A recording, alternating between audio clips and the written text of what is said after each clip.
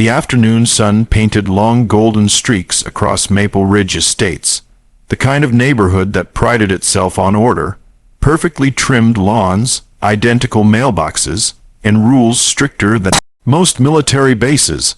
I hadn't set foot here in years, yet everything looked frozen in time, like the place refused to let life change without permission. My car rolled slowly along the curb, tires crunching against gravel that I used to sweep myself every Sunday morning. When I parked in front of the old house, nostalgia hit me harder than I expected. The oak tree I planted 2 decades ago had grown wide and strong, its roots pushing slightly at the sidewalk's edge. The porch steps still creaked the same way, and I could almost see my younger self sitting there with a cup of coffee, reading case files before work.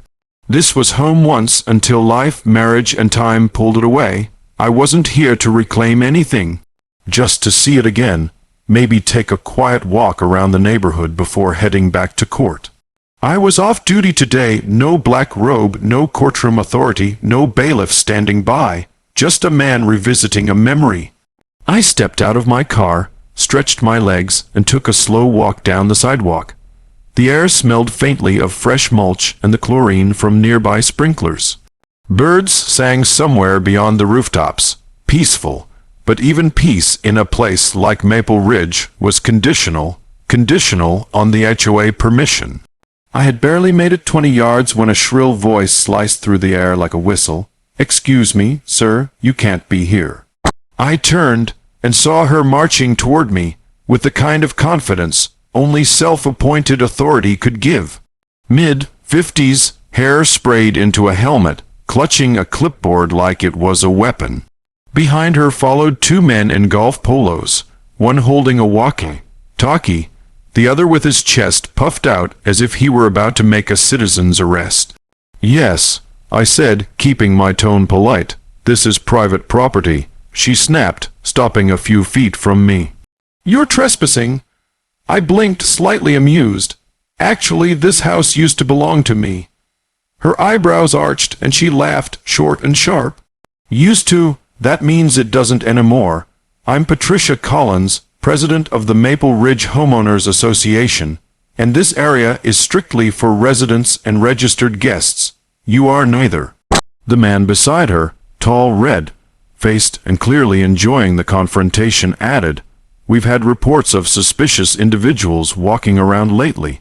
You're lucky we saw you first." I smiled thinly. "Suspicious, huh? All I did was park my car and walk the sidewalk." Patricia sniffed. "That's not the point. The rules are clear, no unauthorized persons on the premises. You're violating HOA Code 4B. I glanced around. "Pretty sure the sidewalk's public property." "Not here it isn't," she said triumphantly. "The HOA maintains it, which means it's under our jurisdiction." I almost laughed. I'd presided over cases involving overreaching HOA before. They were always the same, convinced their bylaws outweighed state law, driven by an inflated sense of order and power. "Well," I said calmly, "I'll only be a minute. I just wanted to see the place again." "Absolutely not," she snapped, as if my mere presence insulted her clipboard. "You need to leave immediately, or we'll have to call law enforcement." Her tone suggested she'd love nothing more than to see me in handcuffs. I folded my arms. "You're really calling the sheriff because I'm standing on a sidewalk?" "Yes, we are," said the red-faced man, pulling out his phone. "People like you don't respect boundaries." I raised an eyebrow. "People like me? You know what I mean," he muttered. I didn't reply. I simply watched as he made the call, giving my description like I was some wanted fugitive. Male, mid-50s, gray hair, blue shirt, trespassing on HOA property. The woman with the clipboard stood taller, confident her authority was unshakable. "This neighborhood has rules for a reason. Without them, people would just come and go as they please. We can't have that." I kept my expression neutral, though amusement flickered beneath the surface. "Yes, we certainly can't have freedom of movement," I said dryly.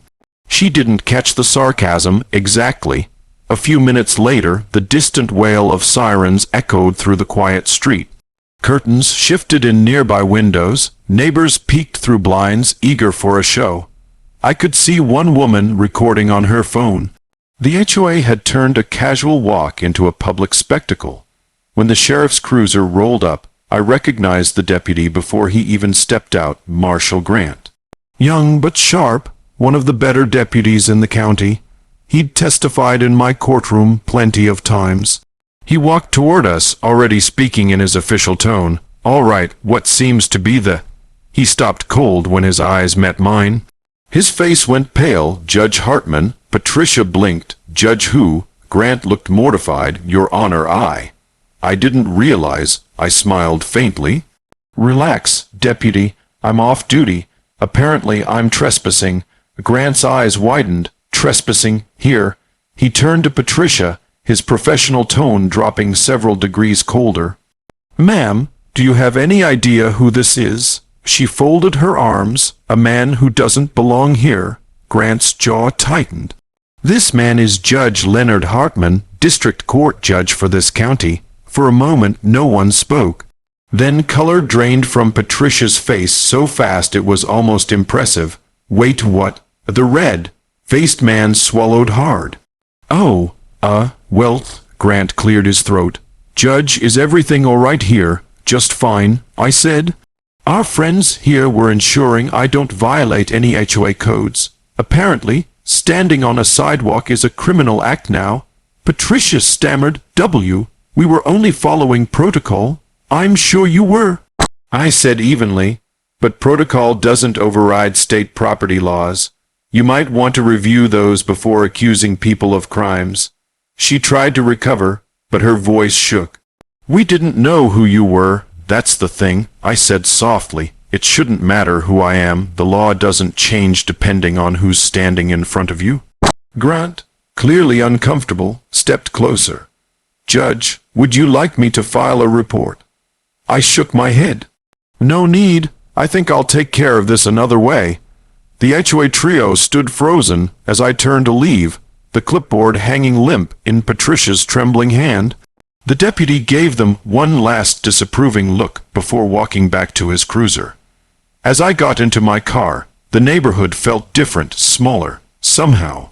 These people believed they were gatekeepers of civility, yet they'd just tried to have a judge arrested for existing in public space. I started the engine, rolled down the window, and looked once more at the woman who still hadn't moved. "You should really be more careful who you threaten with the law," I said quietly. "Some of us know it better than you think." Then I drove off, leaving behind a stunned silence and an HOA about to learn what real authority looked like. 2 weeks later, the courtroom was filled to capacity. The air buzzed with a mix of curiosity, nerves, and a little fear. The once invisible HOA of Maple Ridge Estates was now the center of county-wide attention. What had started as a petty trespassing accusation had spiraled into something much larger, a formal inquiry into abuse of authority, misuse of homeowner funds, and unlawful enforcement of bylaws. All because 3 people thought they could intimidate a man walking on a sidewalk. The irony was poetic. The very institution that prided itself on order was now standing trial for chaos. I sat quietly at the side bench. I had recused myself from presiding over the case to avoid any claim of bias, but I was here as a witness. It wasn't about revenge, it was about principle. HOA could serve a purpose when managed correctly, but Maple Ridge had become something else. A private dictatorship hiding behind community rules. The arrogance I'd seen that afternoon wasn't an exception, it was the culture. The gavel struck. "Court is now in session," announced Judge Morrison, a colleague and friend I trusted implicitly. "We are hearing the case of Maple Ridge Estates Homeowners Association versus the state, in review of multiple violations and complaints filed by residents." The HOA board sat at the defendant's table, visibly uncomfortable. Patricia Collins looked nothing like the polished, confident woman who'd threatened me 2 weeks ago. The defiance in her eyes had dimmed, replaced by a nervous flicker that darted toward the cameras stationed at the back of the room. The media had smelled blood. Her attorney stood adjusting his tie. "Your Honor, my clients were simply following HOA procedures, rules established to protect the community." Morrison's tone was flat. "Rules that justify calling law enforcement on a man standing on a public sidewalk." The attorney hesitated. They believed it was within their jurisdiction. Believed incorrectly, Morrison said. The courtroom murmured in agreement. I folded my hands, waiting patiently as the opening arguments unfolded. The HOA lawyers tried to paint me as an unknown trespasser, claiming they had no reason to assume I was a judge or even a local resident. It was almost funny how hard they clung to that excuse, as if ignorance somehow justified arrogance. When my name was called to the stand, every camera in the room pivoted toward me. I rose slowly, straightened my jacket, and walked to the witness chair. The bailiff swore me in. My voice was steady as I took the oath. "Judge Hartman," the prosecutor began, "please describe your interaction with the Maple Ridge HOA on October 4th. I nodded. "I parked my car on the public street outside a home I used to own. I was standing on the sidewalk when I was confronted by MS Collins and two other HOA members. They accused me of trespassing, claimed the sidewalk was private property, and called the sheriff." "And did you explain your position to them?"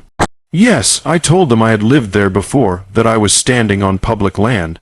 They dismissed that and insisted they had authority to remove me." "And what happened when the sheriff arrived?" I allowed myself a small smile. "The deputy recognized me. I've worked with him many times.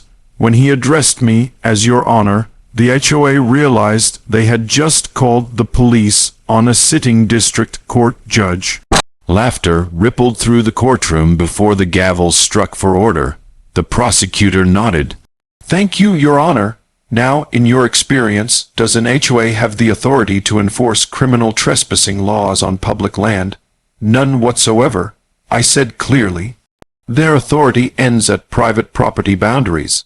Attempting to enforce beyond that is not just improper. It's illegal." Patricia's attorney rose for cross-examination. "Judge Hartman, you can understand how my clients might have felt alarmed by a stranger walking near private homes. I can understand concern," I replied calmly.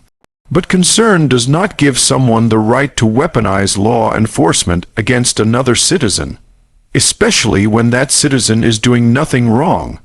He tried to pivot. "Would you say they acted maliciously?" "Not maliciously," I said, pausing, "just arrogantly. And arrogance in this case led to a violation of both state law and basic decency." There was a hush in the room. Even the attorney hesitated before sitting back down. The prosecutor called the next witnesses, homeowners from Maple Ridge who'd been waiting for this day. One by one, they told stories of petty fines, intimidation, and threats for minor infractions.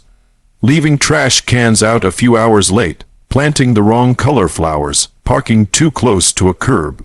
A retired veteran testified that the HOA fined him $500 for flying his American flag on a bracket that wasn't aesthetically consistent with community standards. A single mother described being threatened with foreclosure over an unpaid $30 landscaping fee. Each story added weight to the truth I'd already seen. This wasn't about safety or order. It was about control. By the time the last witness spoke, Patricia looked defeated. Her once perfect posture had slumped. Her knuckles were white against the edge of the defense table. Judge Morrison reviewed the files, flipping through pages of violations.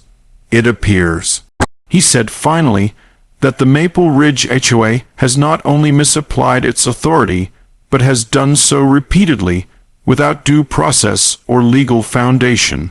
Patricia's attorney tried to salvage what was left. "Your Honor, we acknowledge mistakes were made, but shutting down the HOA entirely would be excessive. We can implement reforms." Morrison held up a hand. "Reforms are for organizations that act in good faith. This one used fear as policy." He looked toward the prosecutor. "What's the recommendation?" The prosecutor stood. We recommend the immediate suspension of the HOA governing powers pending full audit, restitution to affected homeowners, and removal of the current board. The gavel came down. So ordered, the sound echoed through the courtroom like thunder. Patricia flinched. The board members looked stunned. The room erupted in quiet applause before being hushed by the bailiff.